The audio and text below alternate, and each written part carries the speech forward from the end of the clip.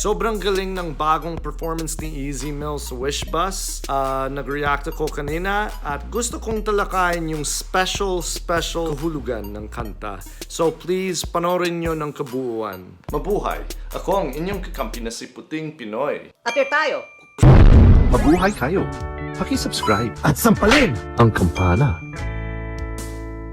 Huwag kalimutan na sampalin ang like at sampalin ang kampana. Ngayon may bagong wish bus na naman si Easy Mill. This time may kasama siya na si Hbom. Kaya gusto kong panoorin natin. So yun, kasama ko ang mga cuting ko ngayon. Si Corona, Jax, at hindi ko alam kung saan si Ginebra. Medyo emo cat siya. Okay, here we go. Okay.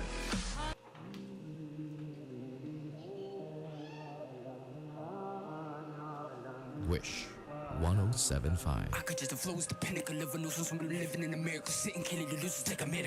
Oh wow! Okay.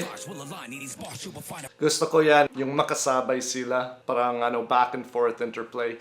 Gustong gusto ko na sinasama ni Easy Mill yung mga tao na mahalaga sa kanya. I think that's a great sign kung isa kang rising artist. Huwag kalimutan yung mga tao na, naging part ng success. Freaking hack to the cheat code, stay with a chip on my freaking shoulder, looking over like I'm worried if it ever was a snap on a piece mode, tackling the East Road, dimming the vividness of my vision as it detonates the area bomb fuse, wishing impossible when I bend it in the drop of these trappies, further books like a scary Tom Cruise, player in the wrong news, thinking that you're on my side, but we know you're parade. I know boy, fuck the humility, I'ma get rich and ain't none of you feeling me, patting my things, you run like my minimies, beating for clicks, but I duck from my simile, stop all the laughing, look boy, you ain't popping, learn to just walk before you get to hop, I'm the wrong type of window that you should be peeping, get going, get back to the crack that you sleep in. Heroes from the outside in. You cannot become what we have been. All the good is what you think you say, but this culture that you love is what we bled to keep. Yon! Tagalog. Kaya nga buksa mo na ang mata mo, parang bulaga tayo tunawa sa kanyang paningin at akin na nagdilim. Mga guru-guruan nyo, puro mga bobo, wala pa rin modo at kung todo. Paano lukso, di satisan yung ramdam kong masintado. Para kayong gago, ako'y makaluma, kayo'y makabago. Iyak ka na lang kung isa ka sa mga hindi na. Gustong gusto ko yung interplay. Bago sa pagpasos, like senang napuno ng mema, meron ng bulera sa amin sa pagkwenta, salot sa akong pera, gagang muskat. At gustong gusto ko yung interplay ng red and blue bilang simbolo ng Pilipinas. Yeah, maganda talaga siya. They're representing different parts of who they are. Ibig kong sabihin kung anong unity nila. Like, gustong gusto ko yan. Iba ang tema ng kanyang kinakasabik na pag-entra, kape kay Anya, daig pa ang hena. Teka lang boss, 5-4-3 na ako na nga ba si kamatayin gamitin ng asbestos. Singapin nyo lang ang lahat na buga ng aking sulat, nakatatangay sa lalamunan nyo pepektos. Y'all can't even begin to think what we went through. I know all OGs can agree. All of you should thank us for keeping this thing together. But nah, y'all stay pushing us. Keep going. See where that gets you. Wow! Galing ng pagkanta. Sobrang ayos talaga ng pagmumukha niya.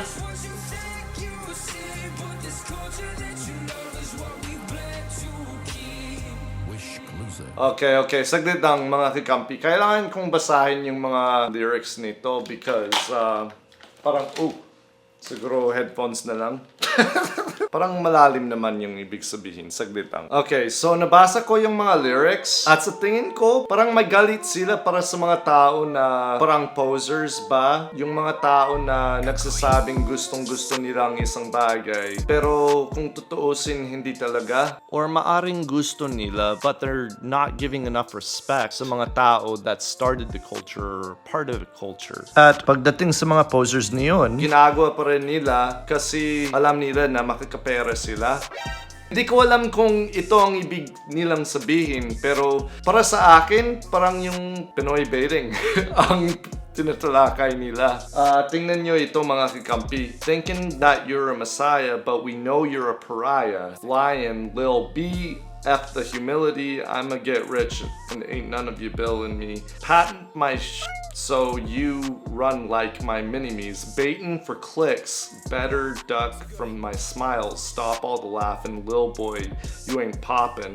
Learn just to walk before you get to hop. Tapos ang sabi niya sa verse, here are words from the outside in. You cannot become what we have been. And a cult is what you think you see, but this culture that you love is what we've bled to keep. Siguro pagdating sa actual binabatikos nila ay mga makabagong rappers na binabaliwala ang mga old rappers and the cultures that those old rappers created. Parang lucky you, Lucas Joyner at Eminem, at yung Forgot About Dre, ang dating ng kantang ito, para sa mga bagong rappers dito sa Pilipinas. Pero sobrang applicable ito kahit sa Pinoy baiting. So, alam ko na, this may not necessarily be what they're talking about, but yan ang disclaimer ko, ang interpretation ko, sobrang applicable ito kahit sa Pinoy baiting. So, Tatalakayin ko ang Pinoy baiting. it just really feels na may laman talaga itong kanta na parang there's a big difference between being in a thing, involved in a thing, engaged in a thing, and very passionate about it. Sa you see that these people who are passionate about a thing and growing because of that, na parang makikisali ka lang kahit hindi yan yung modus mo, kahit hindi yan talaga ang taos puso mong nararamdaman. Papunta ka lang dyan para makinabang. Parang ganyan ang mensahe na narinig ko dito. And it's brilliant. I love it. I feel like ganyan nga ang nangyayari sa social media. May mga sino ba ang nag-react sa video na ito? Pangako ko, maraming maliliit na channels na nag-react sa video na ito kahit hindi nila naiintindihan yung mga sinasalita dito o kahit ang kahulugan dito. So, sana pag-isipan po natin ito bilang mga viewers. Parte ba sila ng kultura na pinag-uusapan nila? Or nakikinabang lang ba sila? Ewan ko.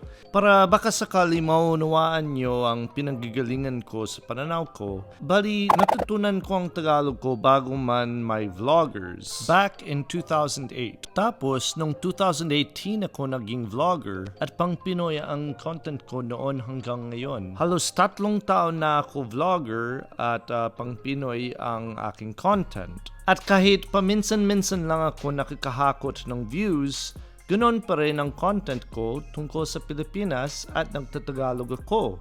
Bakit?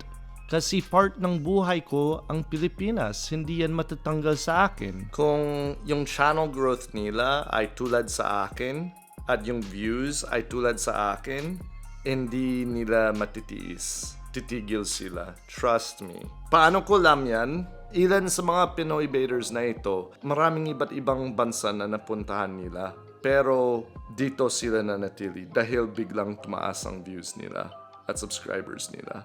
Sana isa sa isip yan, mga kakampi. Hindi naman porket foreigner, Pinoy baiter, pero mayroon nga mga malaking channels na Pinoy baiters nga. It's depende yan sa taos puso ba sila sa mga ginagawa nila. Do they care to interact with the culture and Filipinos actually? Genuine nga ba? Just please ask these questions sa mga sarili nyo habang pinapanood nyo yung mga videos nila. Yan lang. Pasensya kung medyo dark yung tono na yan, yung pag-interpretation ko, pero yan nga ang nararamdaman ko din. Easy Mill did it again. Sobrang galing ng kantang to. Gusto ko yung tono na mas dark. Gusto ko si Hbom, yung delivery nilang dalawa. Napakagaling nga.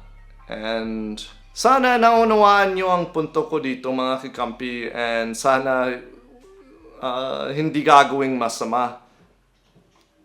Pansin ko lang. Okay mga kakampi.